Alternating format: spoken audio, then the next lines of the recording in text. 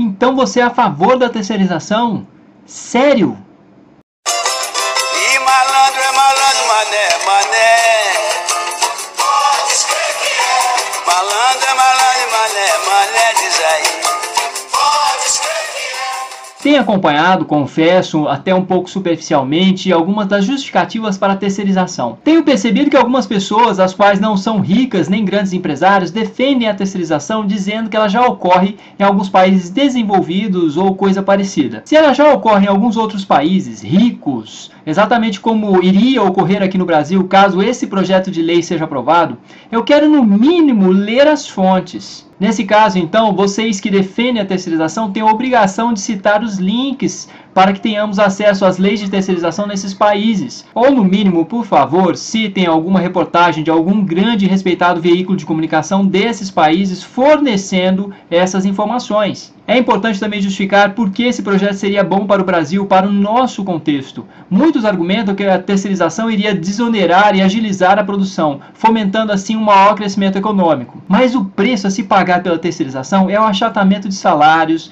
de uma série de direitos trabalhistas e sociais, aumento da corrupção, concentração de renda e de desigualdades sociais. Será que precisamos de mais desigualdade social do que já temos? Somos um péssimo exemplo mundial nesse quesito, o qual, segundo várias evidências, tem sido na realidade brasileira e de tantos outros países, mais um obstáculo do que uma vantagem, mesmo que essa vantagem implique em uma proporção maior de crescimento econômico. O melhor exemplo das mazelas do Estado mínimo e dos altos índices de desigualdade social no primeiro mundo é o americano. Os americanos produzem muita riqueza e fazem muito pouco com ela em comparação com os países nórdicos ou diversos outros países da Europa Ocidental. Os americanos têm os piores índices sociais do primeiro mundo e pesquisas estatísticas muito bem fundamentadas, como as de Richard Wilkinson, demonstram em termos quantitativos que quanto maior é a desigualdade social, menores são os índices sociais em países do primeiro mundo. A diminuição das desigualdades sociais também favorece o crescimento econômico e de uma maneira muito mais saudável, com o fortalecimento do mercado interno e aumento da capacidade de consumo em todos os segmentos. Mais dinheiro no bolso de quem tem pouco representa maior consumo, logo o aumento da produção em todos os setores. Se querem maior crescimento econômico e de um modo mais justo e saudável,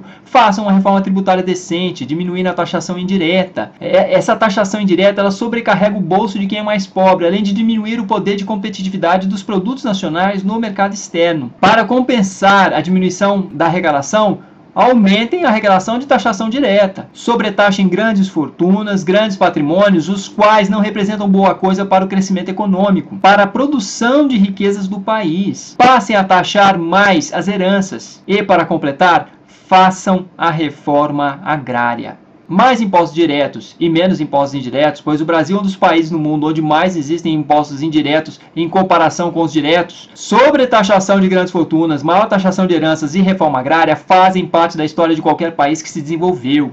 Por que ainda insistimos em acreditar que o Brasil será uma exceção nesse sentido? Muitos argumentam de que precisamos aumentar a liberdade econômica e que isso necessariamente implica na redução do tamanho do Estado, em um projeto de construção de um Estado mínimo. Mas me explique, por favor, como é que os países nórdicos possuem altos índices de liberdade econômica, ao mesmo tempo em que possuem também forte presença do Estado. Talvez existam fundamentos melhores para se incrementar a liberdade econômica em nosso país do que simplesmente atrelá-la ao tamanho do Estado. E para finalizar, minha última questão para você, defensor da terceirização, é a seguinte: se ela fosse benéfica para uma grande parte de nossa população, a qual é composta por assalariados, inclusive você que está aí bradando em favor dela, talvez também esteja incluído nessa categoria. Você não acha que se ela fosse benéfica para a maior parte da população, que haveria protestos e passeatas de trabalhadores do Brasil inteiro para que ela se instalasse em nosso país e não o que está correndo agora, que é exatamente o contrário? Me desculpe, mas quando penso em você, defensor da terceirização, só consigo me lembrar de uma frase memorável de Charles Bukowski, a qual é regurgitada de dentro do coração do sonho americano. Como diabos pode um homem gostar de ser acordado às 6h30 da manhã por um despertador, sair da cama, vestir-se, alimentar-se à força, cagar, mijar, escovar os dentes e os cabelos e enfrentar o tráfego para chegar a um lugar onde essencialmente o que fará é encher de dinheiro os bolsos de outro sujeito e ainda por cima ser obrigado a mostrar gratidão por receber essa oportunidade?